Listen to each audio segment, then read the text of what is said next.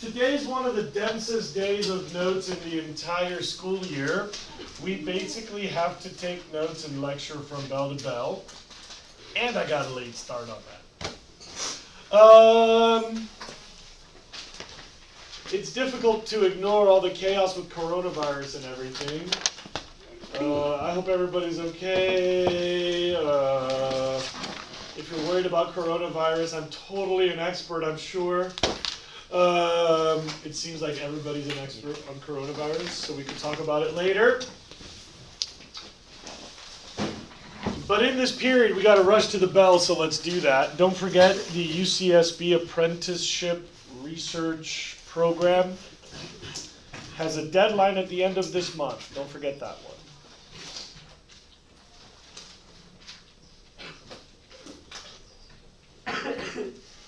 I appreciate that many of you have a variety of papers out. That's good. We will do notes soon. This is only a drill. We are in a whole drill. We are in a whole drill. This is only a drill until further notice. You'll have other chances to copy, and it's actually not a ton of stuff considering we have an hour and a half of class. So maybe take a break from that, and please check your notes on 8.3. Did we already fill in all 11 logical outcomes of a climate change future for study number 29? There's a couple things I want to emphasize before we move on from climate change. Just a couple things left to emphasize. Our planet has warmed this much already. Did I give you these numbers? One thing that we know, this is the recent warming in the last 70 years or so.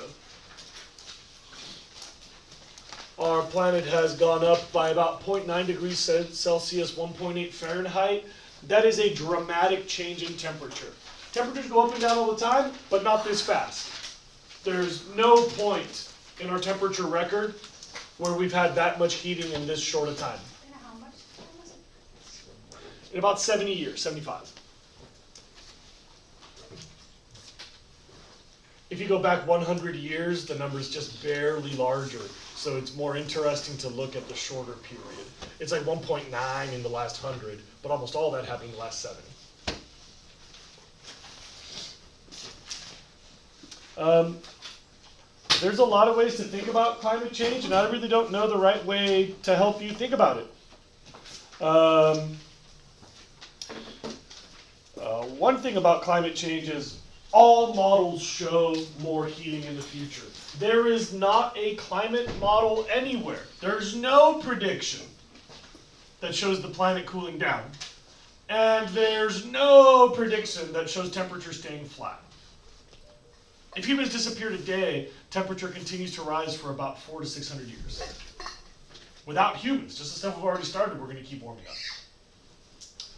So the climate change thing, I feel, is kind of serious, and we probably shouldn't poo-poo it. While we are on the right side of the wall and we got all the food and we got all the guns, we're going to die fat and happy. I feel like other people are already suffering from climate change. And I think it's kind of a jerk move to throw a rattlesnake at someone and then say you don't believe in rattlesnakes.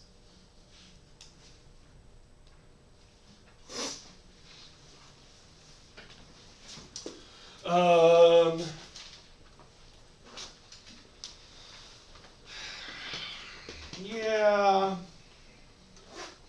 I could talk about climate change forever and ever and ever, but I'm sure you'd like me to stop, right? Anybody want to ask me anything about climate change before I switch gears? Last call for climate stuff. There's 2 study goals we have to come back to later. I've circled them. Anything else? No more climate stuff? Vocab questions on assignment 8.4, please. Vocab questions on assignment 8.4, please. Global dimming is when our planet gets dimmer. So when you have a lot of dust in the air, we get shaded, kind of, and that cools us down. So probably the deadliest thing about the dinosaur-killing meteor was the dust in the atmosphere for about 100 years. The planet got colder because it got darker. There was less sunlight hitting the Earth after the meteor that killed the dinosaurs. It's called global dimming. Our use of fossil fuels puts a lot of ash into the air, and so that might dim the planet. People talk about cooling the Earth through global dimming. Probably not easy to do, dangerous to experiment, but that's what it is. Yeah? Coal gasification. It's a way to clean up coal. You like halfway burn it. You like grind it up really small and then you heat it up. So supposedly makes coal cleaner. But it takes a lot of energy. It's not really a viable technology right now. And scrubbing. I will discuss as a study goal. Other vocab? Last call?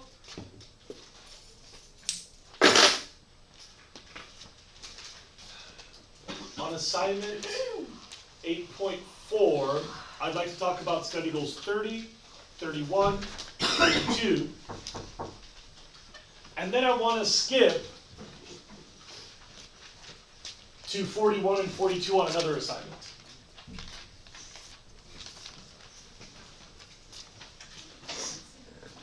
Finally, we have Torres. The right Sam. The chosen Sam.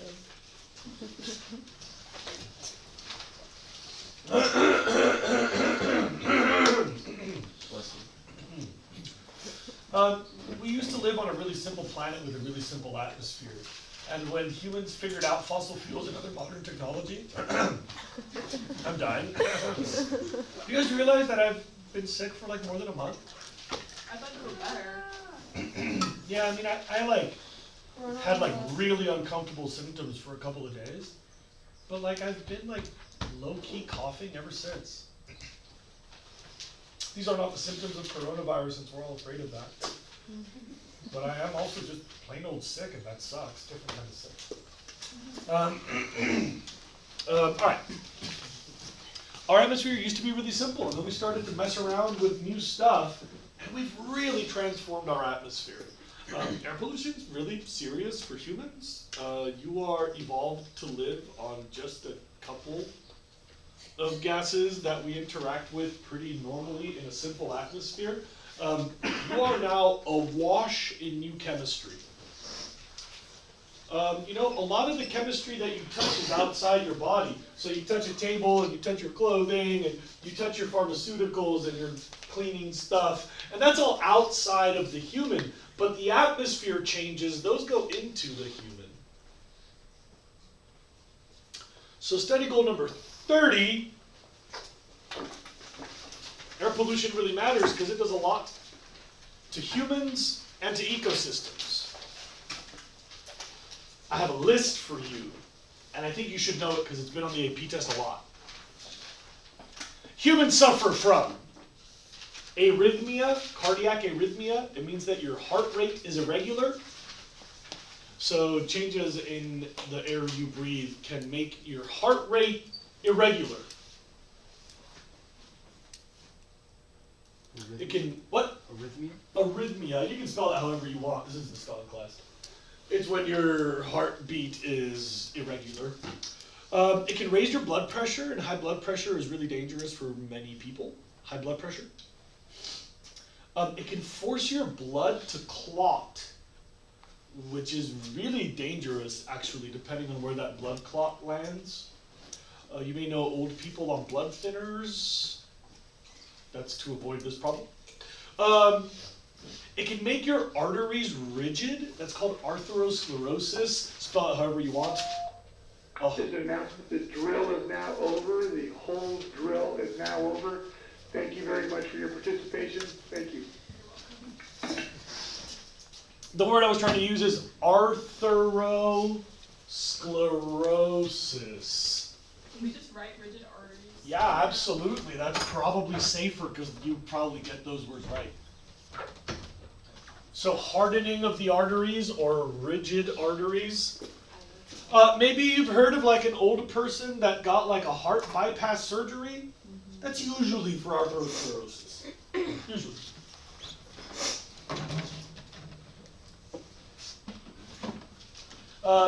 Air pollution can give you strokes.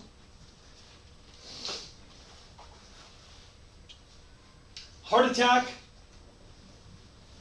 heart disease, and lung cancer.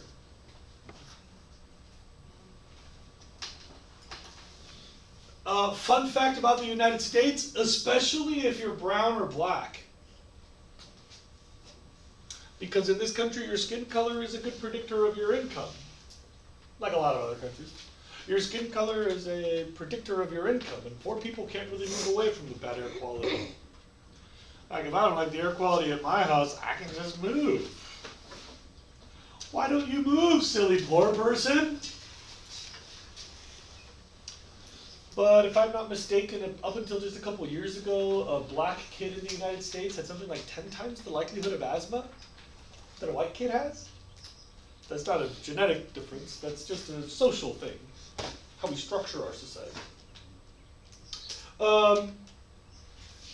The problems ecologically, like, yes, changes in vegetation,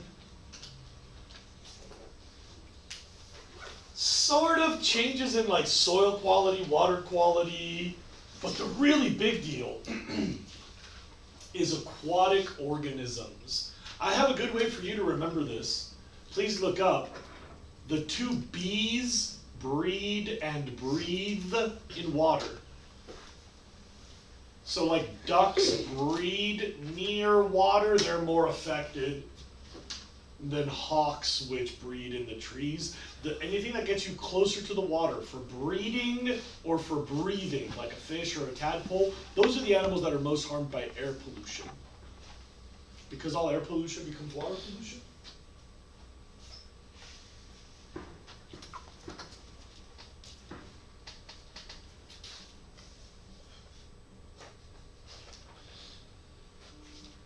And for humans, we kind of knew that air quality was a variable, but it really hit home in 1952 when 4,000 Londoners died in a period of just a couple days.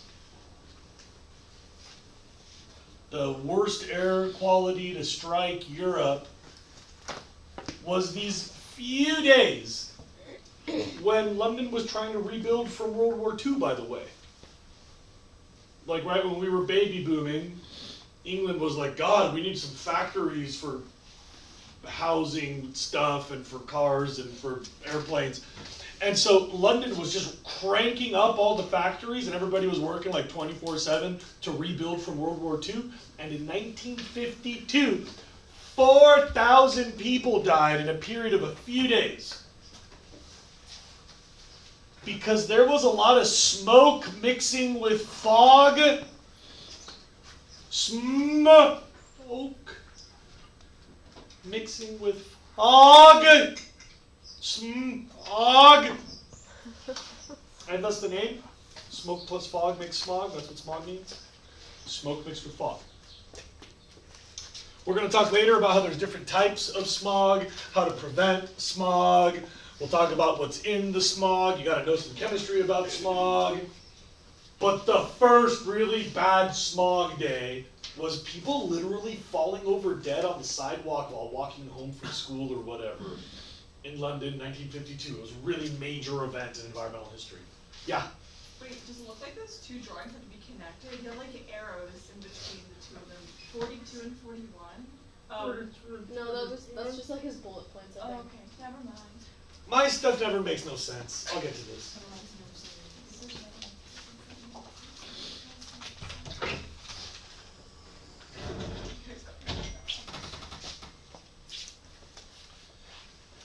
In the United States, we started to get smog when Los Angeles became really crowded and popular in the 1960s and early 1970s. And all the hippies started to complain, and we passed laws, and we kind of fixed that problem a little bit.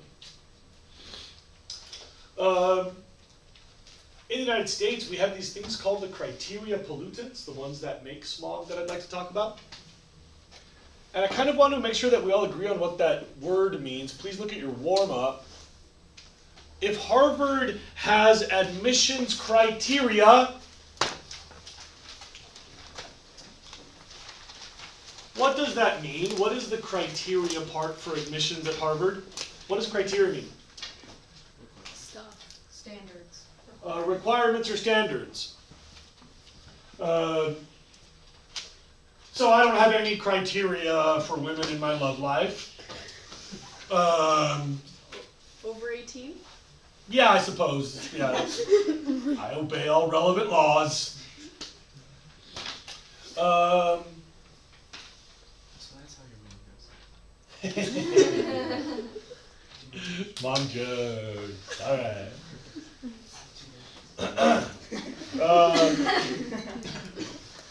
Criteria and standards, and we call them the criteria pollutants. That'd go number 31, because there are 6 gases that the federal government manages.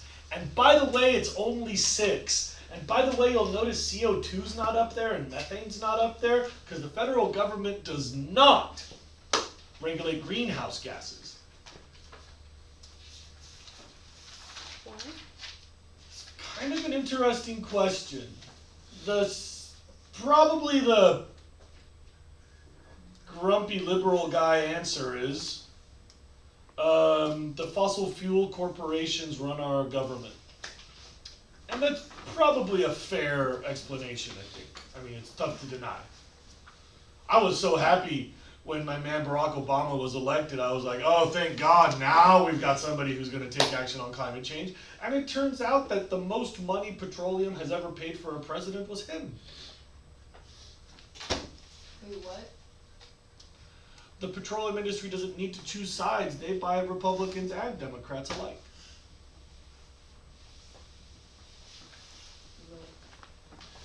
Which is my way to answer why we don't regulate greenhouse gases. It's just too much money to regulate that. But in the 1970s, the hippies were complaining, and air quality was obviously gross. And so here's what we do regulate as a federal government. There are 6 things, please look up. Ozone, and we only regulate the ozone down here. So that's tropospheric ozone. Like down here in the troposphere, not up there in the stratosphere. We don't regulate that. That's good for us. We regulate this one, the low elevation. That's ozone. That's sulfur dioxide. That's nitrogen oxides. That X means any number, NO1, NO2, NO3, and NO4. So we regulate all NOx, nitrogen oxides, plural. We regulate carbon monoxide, not dioxide, not the greenhouse gas one, just carbon monoxide. We regulate particulate material. That's an abbreviation, children. That's not a chemical symbol. That's an abbreviation. This is not an element. That just means particulate material. Dust, particles. And we regulate lead. I'd like you to add some notes to all of these. When we say ozone, that's down here where it's a problem, not up there where we like it, okay? We regulate tropospheric, down here, ozone.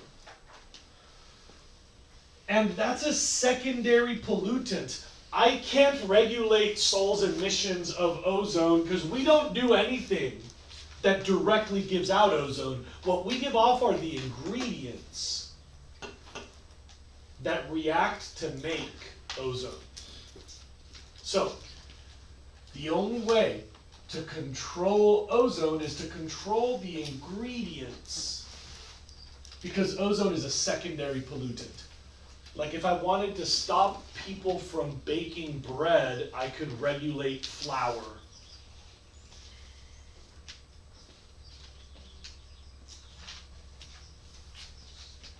So we have to control the ingredients that become ozone.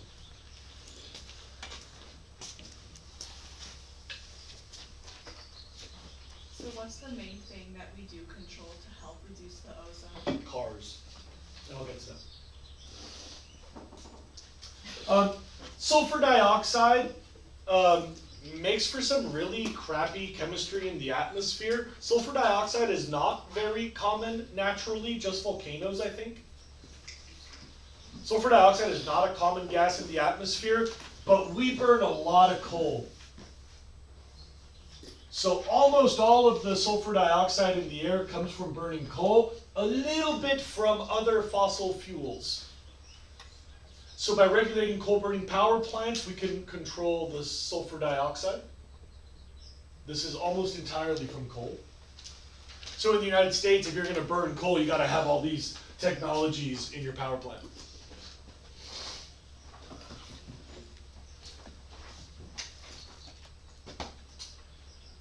Nitrogen oxides come almost entirely from cars. It's from burning gasoline. And diesel, liquid fuels. This is mostly from cars. A little bit from other fossil fuels, but in the United States, we really just regulate cars. That's why you get a smog check. If you have a car made after 1973, you're supposed to get a smog check every 2 to 5 years, whatever. Yeah. When you say liquid fuels, does that include like jet fuel and stuff? But not as much. Don't know. I would think so. I really don't know, actually. I have to assume so, yeah. Yeah, sure. Number 4, we regulate carbon monoxide. I've got a couple of things you need to add on your paper that didn't fit on the whiteboard. First of all, you can see that carbon monoxide is toxic.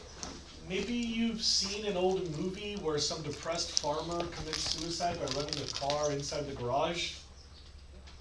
It was like a meme in old media, I'm serious. Say what? That's carbon monoxide. I think Floyd Mayweather's wife just died like that. His wife, she was found dead in the garage in the car.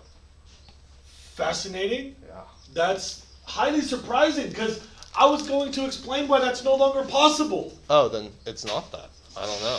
You know, there's a lot of ways to die in a car. Yeah, that's true. I don't. Sorry to make jokes about this. I'd be curious to hear more about that story. You ain't got nothing to do. Send me a link. Let's get up. But there is a television show where a bad guy kills a political opponent by putting them in a car and running the engine in a garage. Has anybody seen House of Cards? Don't they usually like put like a hose from the exhaust pipe into like the... Yeah, it's like the classic visual from old movies, yes. You don't need the hose, it doesn't really help. You know, if you have a garage, it's all going to be sealed anyway. What's interesting is our cars don't do that. In House of Cards, in the movie House of Cards, the guy was put into a modern luxury vehicle, engine was left running, and fictionally, that character dies in that garage from the carbon monoxide. And that is fake, I think. Because if I take my modern vehicle and I put it into a garage and I leave it running, I'll probably pass out and crap myself, but then my car will stall. And then I'll wake up having just soiled my britches. The secret is our cars now have a lot of fancy technology so that they won't make carbon monoxide. Our cars have oxygen sensors and computers that measure the ratio of gasoline and oxygen. So when you don't have enough oxygen, your car shuts down before you can start making carbon monoxide.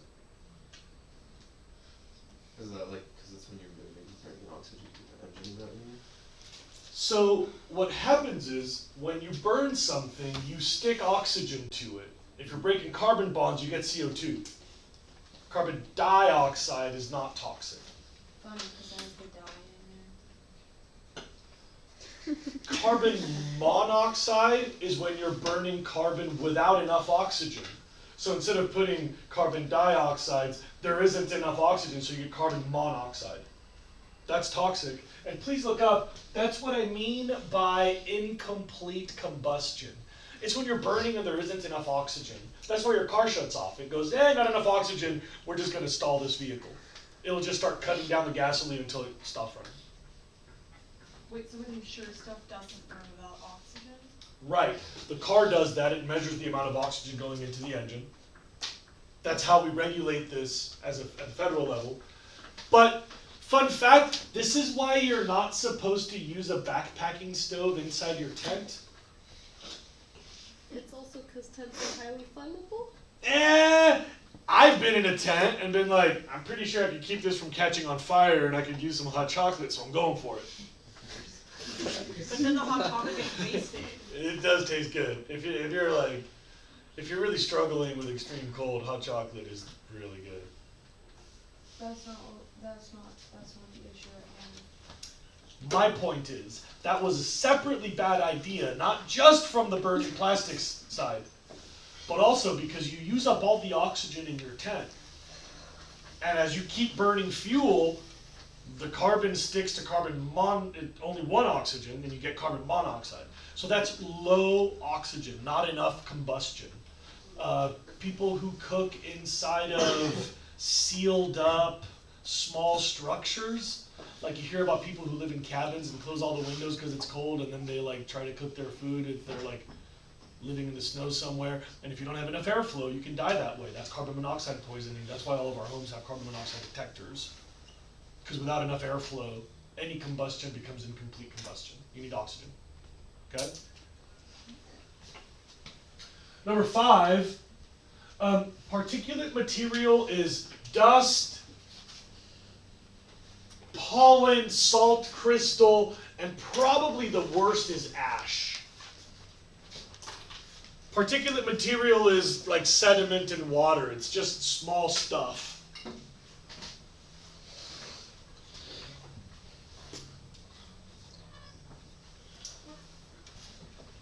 And I have to introduce another critical concept. That's why I told you to leave room. That particulate material is dangerous not because it might be bad for you on its own, but because it makes other pollution stick to your lungs. I'd like to explain what I mean by this. That's called a synergy, when you combine two things and you get a worse outcome. Like you can take this medicine and it'll help with your headaches, and you can take this medicine and it'll help with your mood. But if you mix those two medicines, all the blood comes out of your body. That would not be good. This is called a synergistic effect, where the combination has a surprising outcome. Synergistic effect. And particulates have a synergistic effect with other air quality. If Aoife were to breathe in some sulfuric acid fumes, that's bad for her, but when she exhales, they leave. So if Aoife breathes in sulfuric acid fumes, they'll be in her lungs for the space of one breath, like 3, 5, 7 seconds or whatever. That's not a lot of exposure. However, if she breathes in a little piece of ash that has sulfuric acid on it, that piece of ash can get stuck in her lungs. So she breathes in and out and in and out and in and out, and that thing is stuck. Does that make sense to everybody? Now she has more contact time with the sulfuric acid. You guys remember about contact time?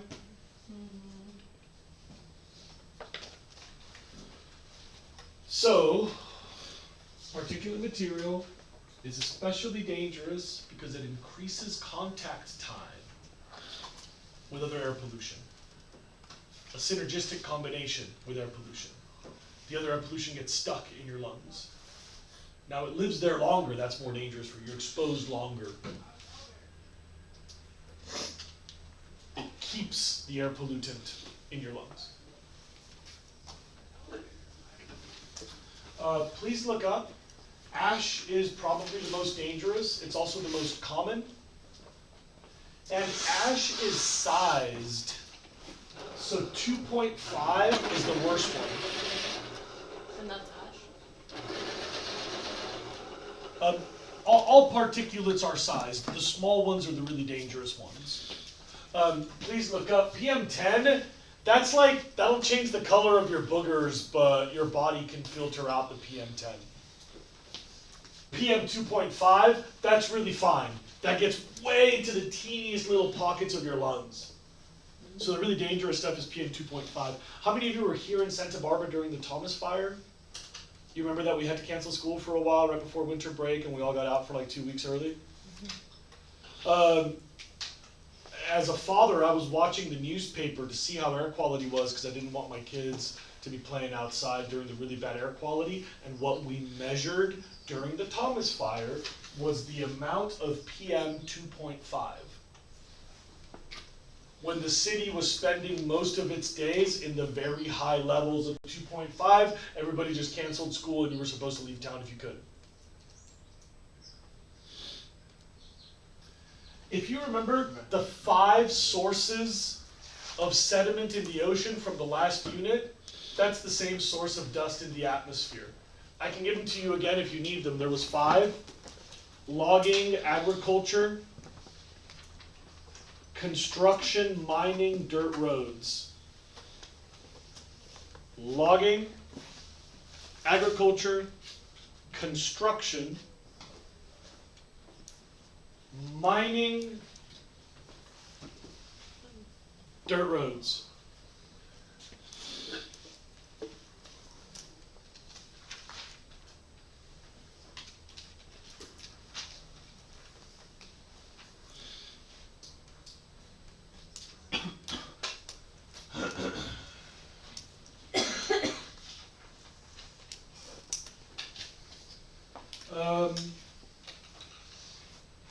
Number 6 is lead. Pb is the element symbol for lead. If you speak Spanish, plomo. Like if you know construction, plumb. P-L-U-M-B. That's what plumbers do. Plumbers used to work with lead pipes. They used to form lead pipes. That's what plumbers call plumbers. Pb is lead. And we used to add this to gasoline. A crazy fact, cars love lead in gasoline. If you can get lead into gasoline, your car is quieter, it's more efficient, and it lasts longer. Cars love lead. But the funny thing is, that lead doesn't burn. So when you put it inside of your car, it just makes dust of lead that goes up into the air. And you might have heard that breathing lead is not good for you. Maybe you've heard. I think just lead isn't good for you. So when we started to notice that smog was a thing, we were like, hey, let's also get rid of the lead, which is another bad thing in cars. And so lead is not necessarily a smog thing. It's just like, now that we're regulating cars, let's change gasoline too. That's why all of you drive cars that take unleaded gasoline. Now it's the only gasoline you can buy. Leaded gasoline still exists, but it's really hard to get.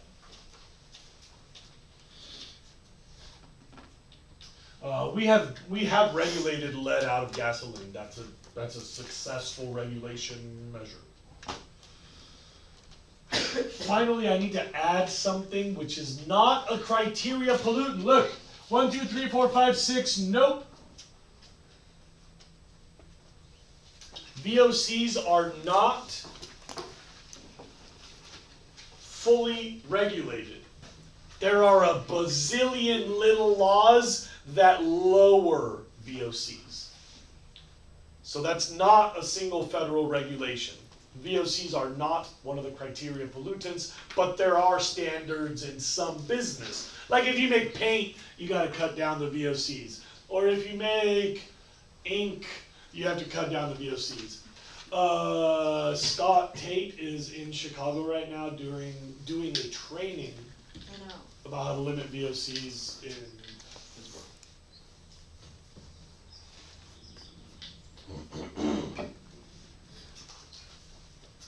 That stands for volatile organic compounds. You have to know that. Volatile organic compounds. These are hydrocarbons that are highly reactive. They kind of kick off chemistry.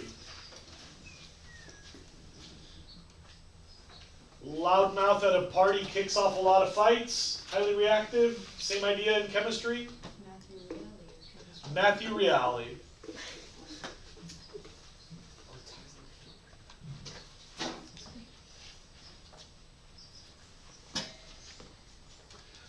Please look up. Any number of carbon stuck to hydrogen stuck to oxygen is likely to react. There are some organic compounds that are stable, like glucose, C6H12O6, that's really stable. But C6H1O2, that would be super reactive. So they are the volatile hydrocarbons.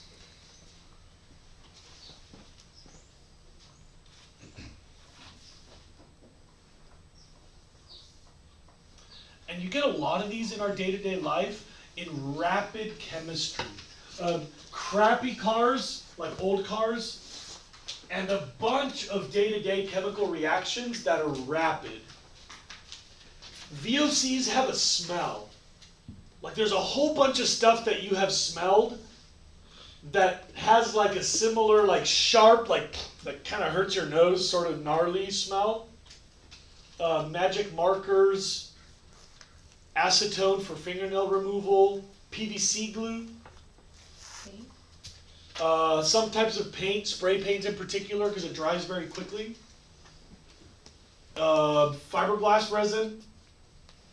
All of those things have that smell. You know what I'm talking about? That like kind of like sharp, like kind of gnarly, like you kind of like it, but you kind of don't. Those are VOCs. Your nose is processing chemistry. That feeling you get is weird stuff happening in your nose. And we're trying to make people cut down on them. So like my old whiteboard markers were really nice because they dried really fast and they just left the powder on the board. But now I've got these new liberal, thanks Obama, Expo markers that dry slower, they smudge, they kind of stick to the whiteboard. The chemistry changed, but I guess they're safer.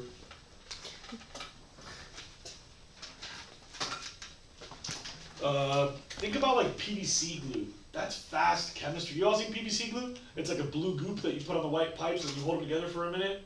And when you let go, it's all one piece now. Like how magic is that? Like that goop literally makes the plastic into a liquid, and then when you walk away, all that plastic realigns itself into a homogeneous body of plastic. Like that's actually pretty effing fancy. And of course, there's all kinds of weird chemical bonds being made and broken, and so you're left with little leftovers, volatile organic compounds. Dangerous because they're highly reactive. They will make other chemistry happen. Anybody want to ask me something about criteria pollutants?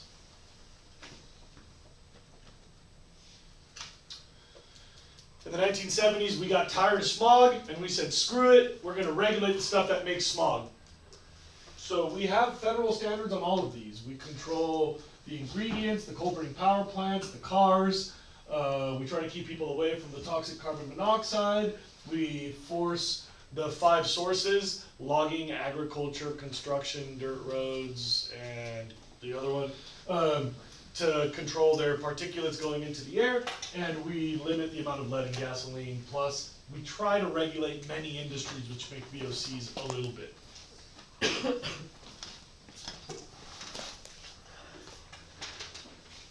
Smog's not the only problem. Article number 32. When you mix oxides and water, you get acids. And our atmosphere always has water. It's called, hey, so rain plus oxides makes our rain acidic. You do have to know this chemistry.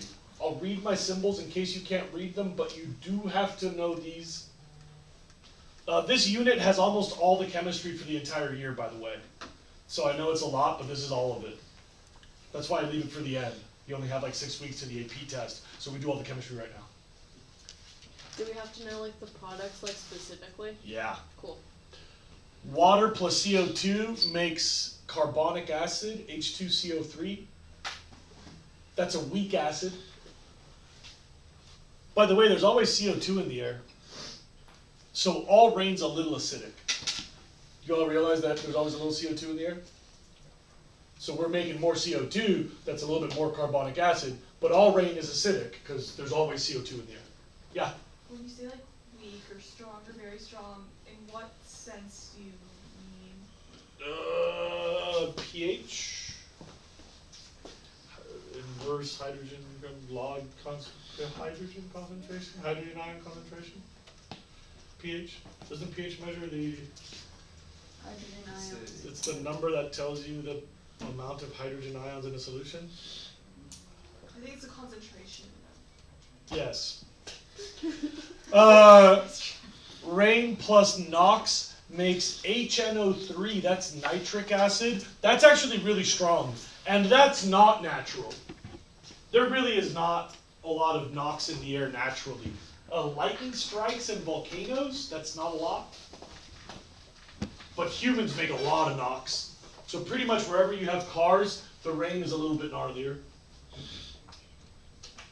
And the really bad one is water and socks. That makes H2SO4, which is a very strong acid. That's a very strong H2SO4. What is it called? Sulfuric acid. That's a gnarly one. Like put it on this table. Yeah, if it was pure sulfuric acid, I believe that it would. Yeah. Hey. Hey. Okay.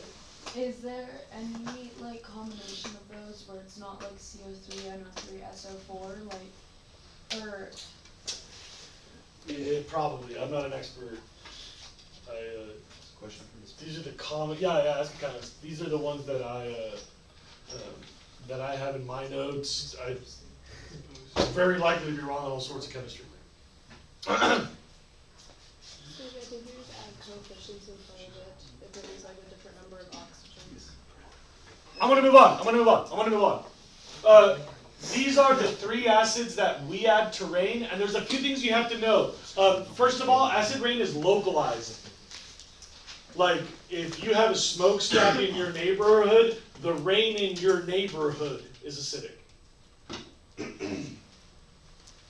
This isn't really a global issue. This is like a local issue. So like if you're in a factory town, your rain is different than somebody who's in a farm town, their rain is different, localized. Acid rain causes 5 problems. Number 1, it changes the pH of soil, which is a big deal for microbes. Soil pH is really important for like decomposers and mushrooms and stuff. So number 1, it changes soil pH. Number 2, acid rain is harmful to aquatic life.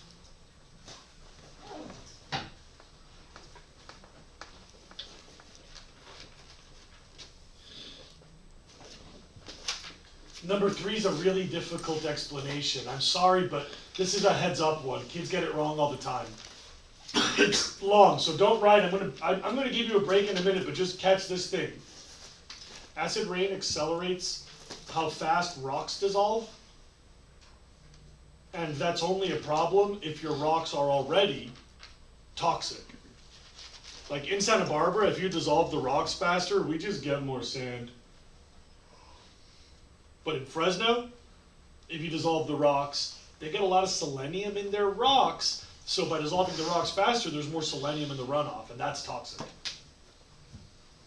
So the problem is, number 3, acid rain accelerates dissolving rocks, and some rocks are toxic.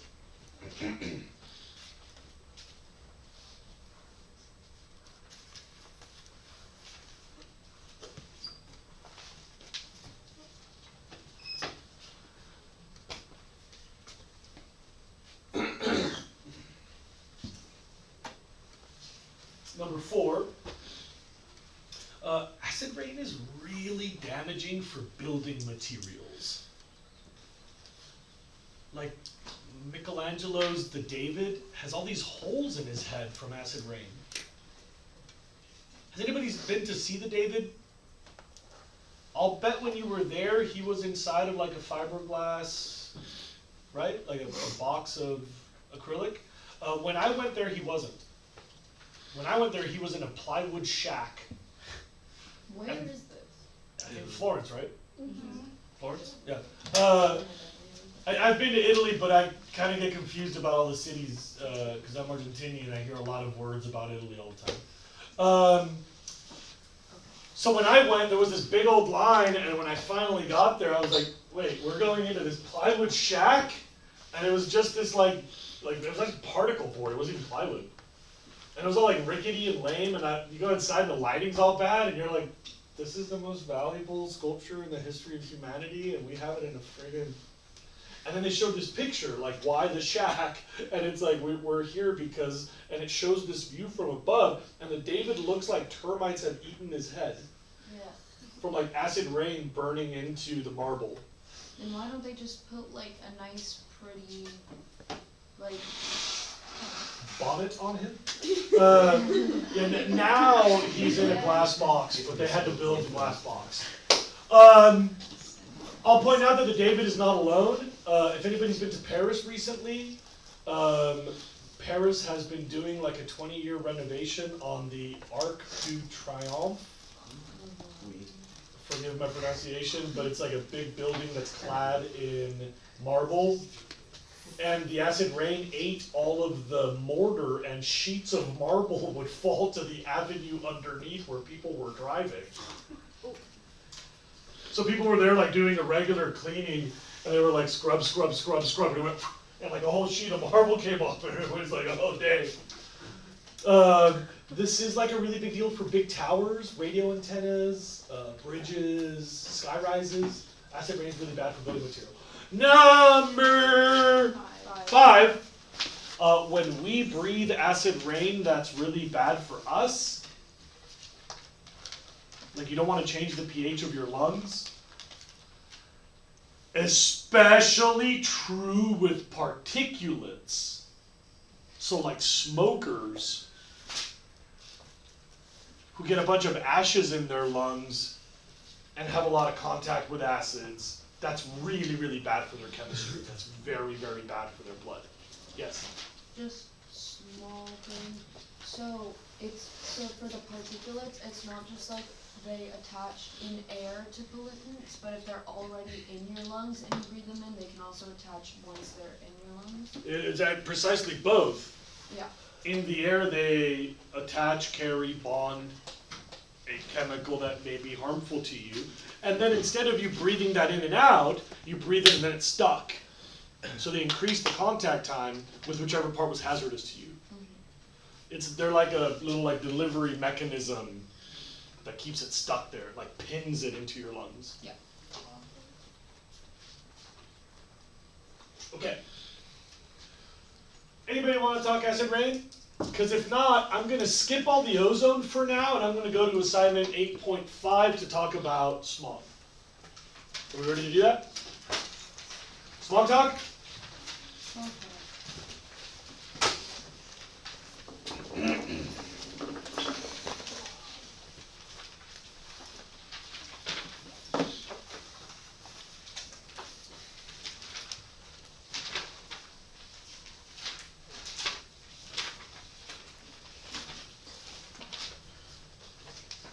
Okay.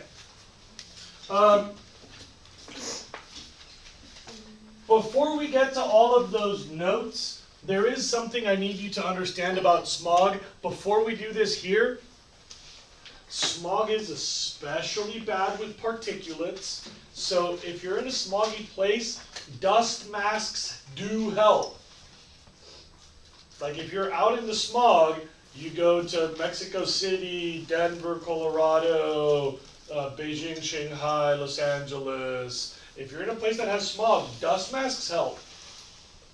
Because even if you breathe the same gases, dust masks can keep the particulates out. So smog is especially dangerous because of synergies with particulates. You should know that. Also, there are 2 different kinds of smog. There's like 2 separate smokes that you can mix with water. And crazy unfortunate reality, there's a few places on the planet that have both types of smog. Pretty much don't go to Beijing, pretty much don't go to Shanghai. Apparently beautiful cities, but the air quality is devastatingly, horrifically life-shortening. Because they have both types of smog. Is it still like going up? Like how much? I actually have heard that China's working really hard to lower smog in both cities. Good for them. But if you take the 10 highest recordings of smog ever measured in modern times, they were all in China. Oh wow. So they are the worst, but they're working on it really hard. Yes? Did Corona have an impact on that in China?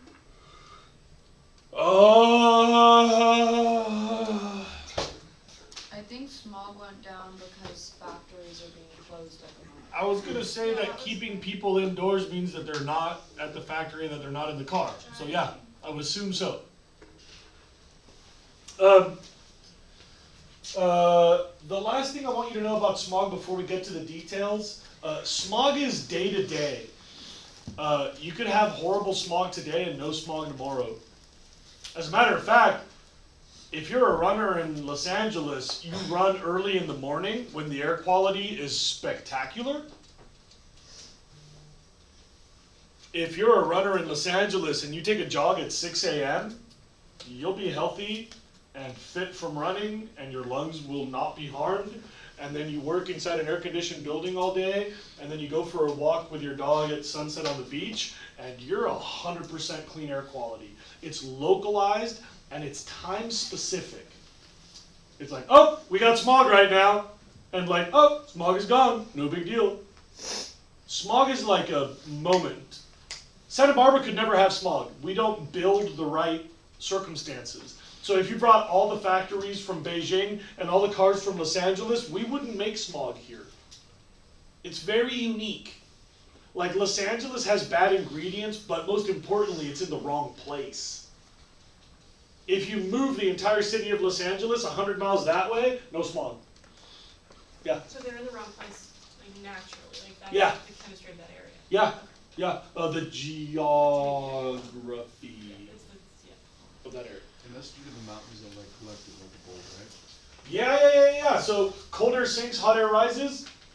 So if you've got a way to sneak hot air over a bowl of cold, like Mexico City surrounded by snow and cold air sinks at night, so Mexico City fills in the bowl with cold snow air, and then it's got, it's kind of semi-tropical, and so you add heat around the edges and that spreads over the city. Mexico City traps it because it's like a bowl.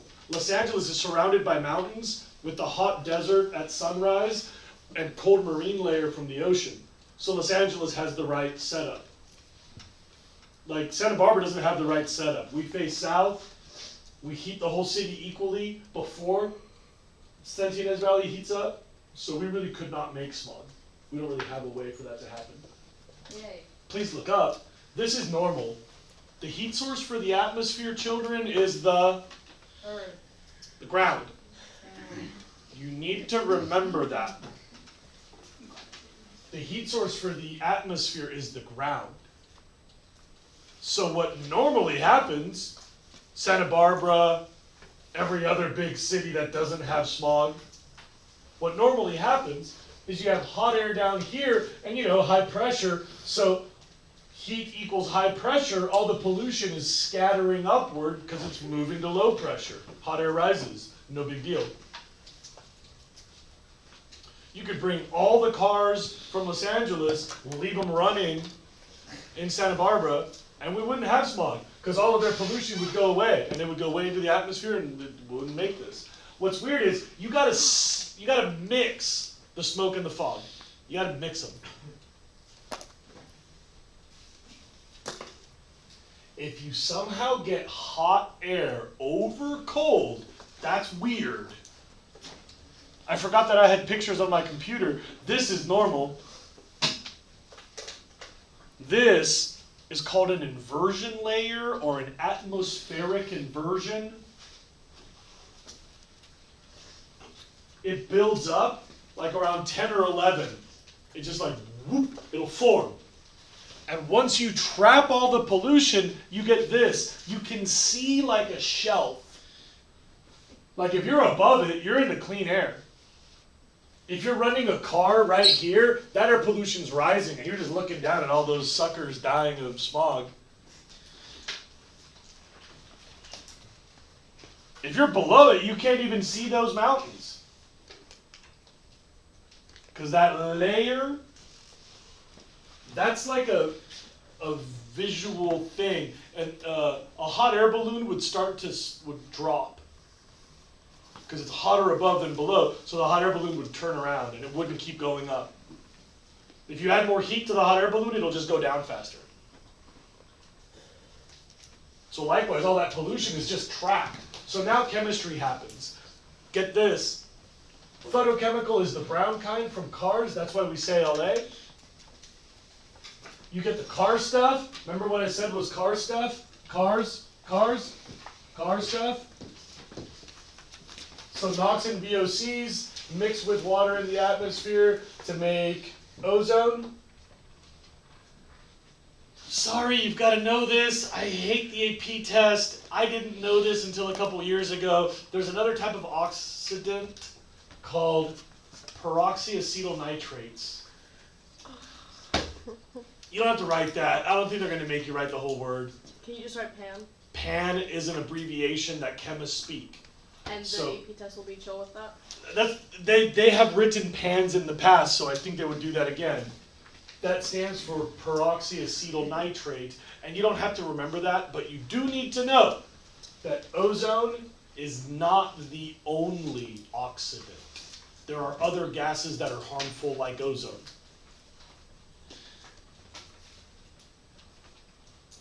So that's why LA smog sucks, because it makes oxidants.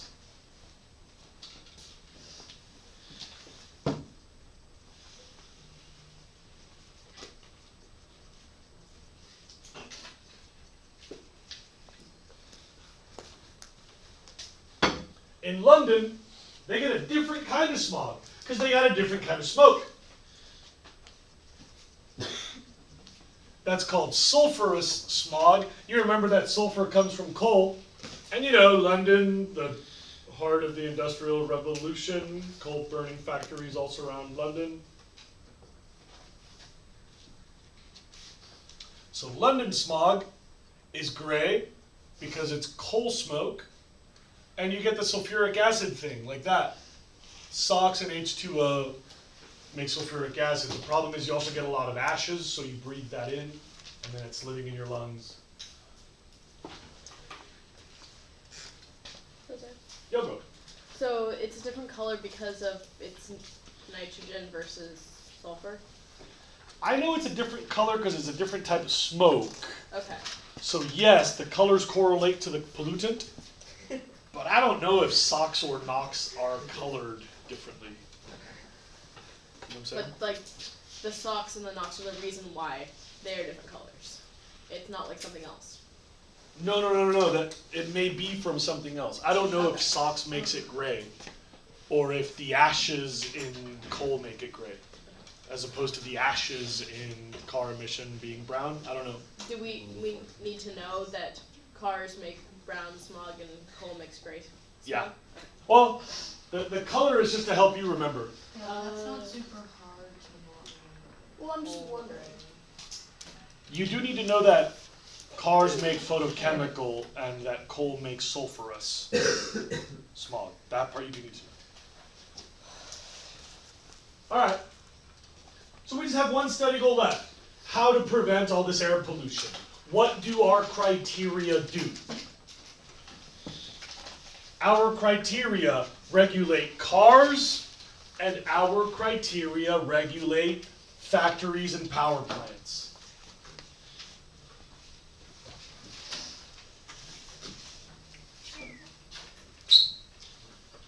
We mostly control particulates. You'll see them in red. Is that what it says in the box to the left? Particulates? Yeah.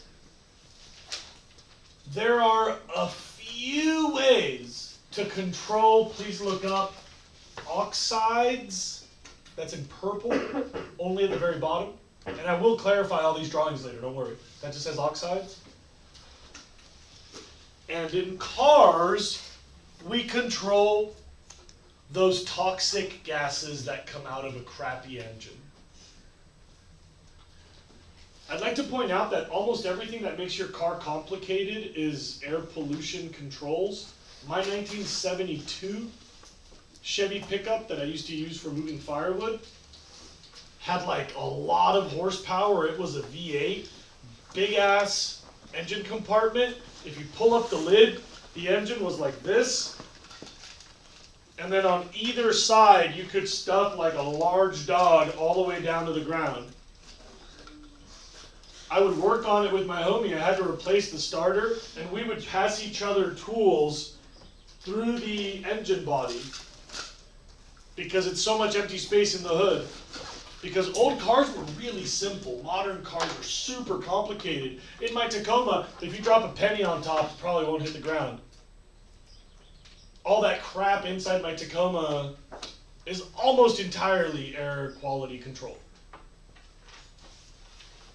Cars are way heavier, more expensive, and more complicated than they used to be. All right.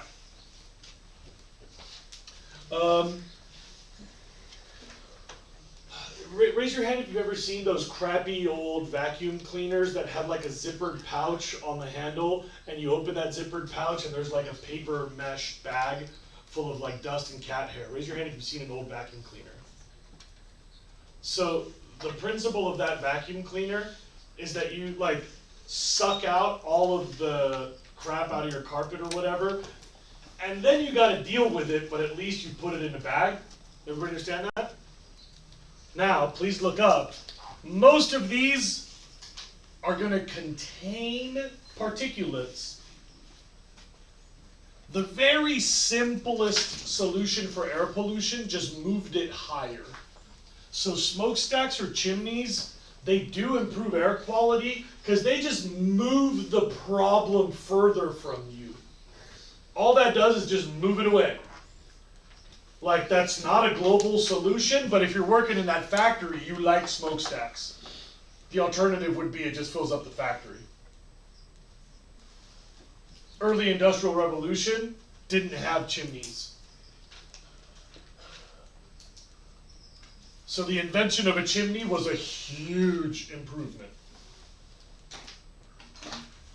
But if you really want to be responsible, you're not just going to move it further from the workers, you're going to capture your particulates. So you can use a big filter, that's called a filter, or a bag house. That's just like the thing inside the vacuum cleaner. That works for big stuff. You can slow down the air so that particulates will settle. That's called a settling chamber. And that's what Caleb Chadwick does with his wood chips at the wood shop. So you suck them out through a small hose from the machine, and then they go into this huge box where the air movement just slows, and all the sawdust just falls down. That's for bigger, heavier pollution.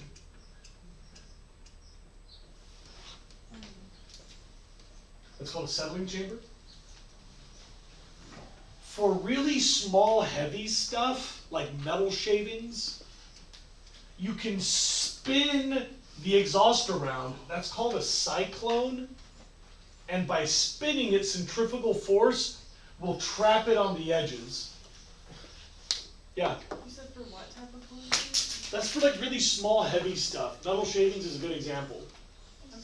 But if it's really small and heavy, you can spin it, and like the weight of that will trap it on the edges. So big stuff can be filtered, big stuff can settle, heavy stuff can go into a centrifuge basically. It's called a cyclone. It like pushes all the stuff out to the edges by spinning the air. It's very expensive, but for the most dangerous particulates, you can make them magnetic and then grab them with a magnet. And this is not as complicated as you think. I'm going to explain this for a while. So I want to find a shared experience. Have you all seen what happens when you put really fine fabric in a dryer? It's staticky. And then you wear it, it gets staticky? What's happened is you've given that thing a charge, and your skin is the opposite charge, so it sticks to you like a magnet. right? You like pull it away and it goes right back against your skin because it's still magnetic. You all understand static cling? Get ready to write. This is called an electrostatic precipitator. It works like a dryer, where you add a charge to the particulates, and then you trap them with the opposite charge. So here, you're applying a positive. Here, you're trapping them with a negative. And then what do you do? Again, all of these, like now you got a bag of dust and cat hair, but at least your neighbors aren't breathing it. You can put that into a box, you can bury it, you can sell it. Some of these are useful. I use all the wood shavings from the wood shop. I just go open the box and I've got mulch and compost.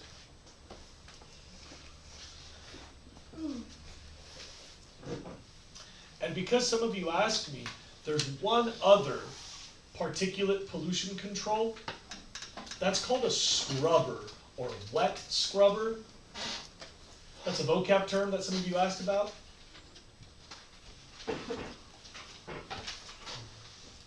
Basically, you run a bunch of shower heads inside the chimney. Wait, what? Yeah, you run a bunch of shower heads inside of the chimney. That's why it's called a wet scrubber. You like hose down the smoke.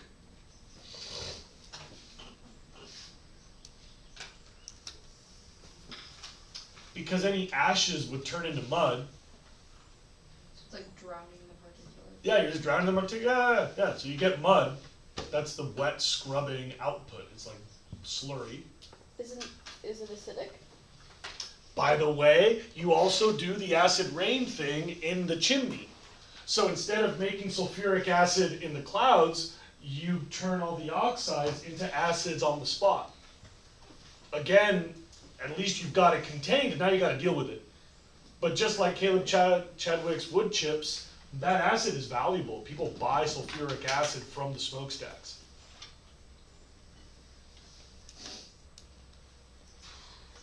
That rain inside the chimney is just a way to contain the particulates, and in this case also the oxides.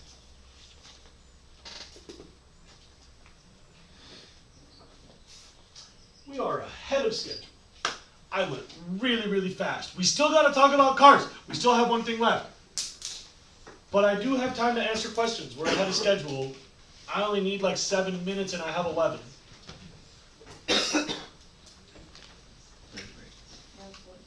Yeah. Can you explain the cyclone word again? Sure. So, do you know centripetal force? Centrifugal force? Like if you spin something, it goes to the edges. Like a bucket on a rope, you can keep the water in. So if you have this smoke that's leaving, and it has like heavy particulates in it, by spinning the smoke, it's called a cyclone, all the particulates go out to the edges. And so you just let the center of that air mass exit and you capture the heavy stuff on the edges.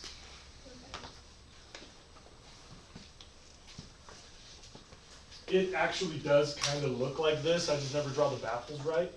But because you're spinning the air, all the heavy stuff goes to the edges and that can't leave. The only air that leaves has to go through the inside. So that doesn't have the particulates in it anymore.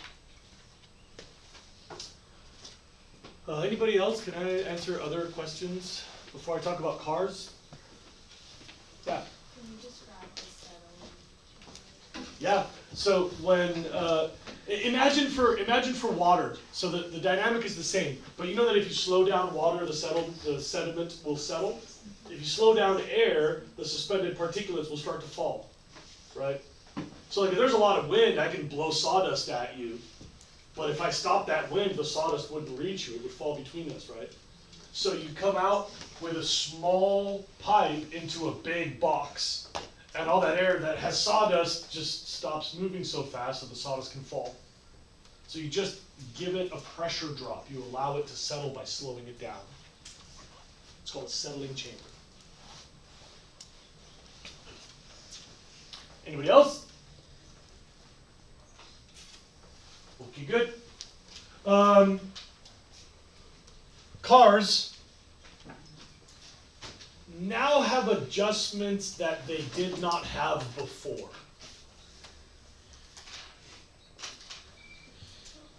Our government makes you prove that your car works right. It's called a smog check.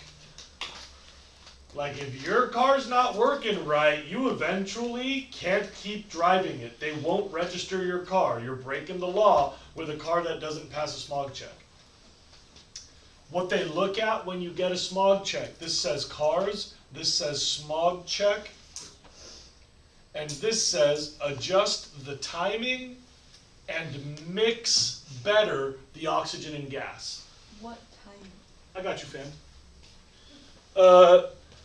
Inside of that engine, there's a bazillion moving parts that move really fast. Little squirt of gasoline, little spark, little expansion, little compression to let out all the gas, right? So all that timing is really delicate, thousandths of a second. And fancy cars like mine, they've got like a computer and they've got sensors. And so they can adjust that signal really, really carefully. So the smog check just makes sure that you're putting the right amount of oxygen and the right amount of gas at the right time with the right spark, and then letting out the gases after they're fully burned, so that you limit some of these car pollutions. It's about timing and the mixing of the oxygen and gas. Like when you go to elevation, your car adjusts how much gasoline is going into the engine because there's less oxygen. So like if you drive over the Sierras, your car has a robot that figured out that there's different amounts of oxygen.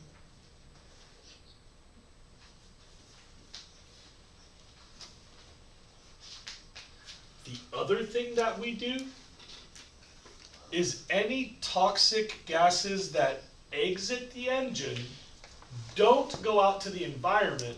They go through this fancy box called a catalytic converter.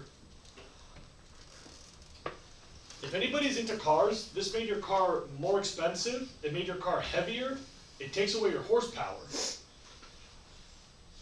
So people that are really into cars will choose to harm their neighbors by cutting off their catalytic converter instead. That's called straight piping, I think. Their exhaust. They're releasing toxic gas in their neighborhood. It's a careless way to choose your priorities. Yeah. It's illegal, right? It is illegal, right, because you're killing people. Yeah. Who does that? A lot of people. Oh, that's good. Say what? You know Nick Rainey? No? Oh, Nick Riney? Yeah. We were gonna help him do it on his car, but BMWs are like set up stupidly so you can't. They're set up carefully so you don't kill people, Fabian. Yeah, those stupid BMWs saving lives. The way that a catalytic converter works, and if anybody's really into chemistry, anybody here taking AP Chem? Or even just did well in chemistry? AP Chem isn't even called. There's no AP. Next year. Fine, but good in chemistry, good in chemistry? Parallel redox.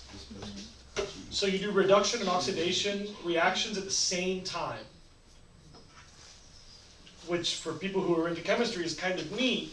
They're reactions that happen only in combination, not on their own.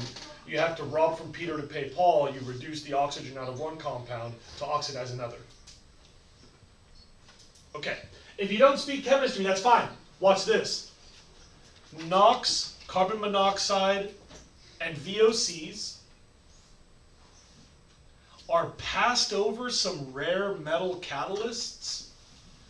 Maybe you don't need to know this, but if you want to nerd out, it's platinum, palladium, and rhodium. These are really expensive metals. They're very rare. Anybody seen like rappers with platinum teeth or like platinum watches? Those are really expensive. Yeah? Is the last one RH? Yes, for rhodium. That's another rare metal like platinum.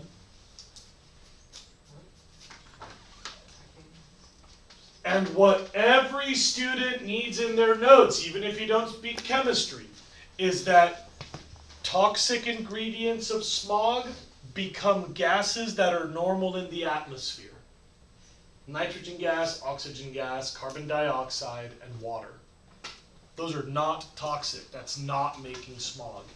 Catalytic converters save lives because they remove the ingredients that would otherwise become smog. By the way, those metals are so expensive that they're often stolen. There's like this weird thing with like drug policy and car parts.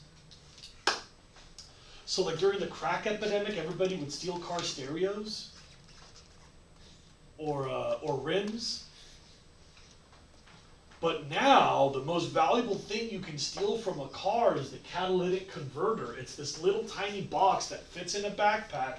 Nobody can tell you got 4 of them in there. And they sell for like $1,000, $2,000. There's a lot of metal in there that's rare. So anybody here live in San Roque? Maybe you've heard that there's like these occasional strings of car vandalism. Because San Roque has crowded, dark streets and a lot of nice SUVs and trucks. I don't particularly pay attention unless we Keep your eyes open, and it's all over San Roque. This is like a San Roque thing, that people who have my truck in particular, because they're super tall and they have a really obvious catalytic converter, people will walk by, throw a sheet of cardboard, get under the car, cut off the cat, put it in a backpack, and they got like $1,000 of drug money. Industry picked your car for you. Say what, homie? Said industry picked your car for you. Yeah, exactly. They made your car louder. Yeah. By the way, I usually leave like the muffler all rattling at the end. It's not that fun. But. Okay. I got like a minute left. I could answer questions about cars. You have 5 minutes. Do I? I'm so happy. I never have free time in this period. Because Ty's not here. That's true. I forgot to mark him absent. Thanks. Okay. We can stop taping. I wanted to rush.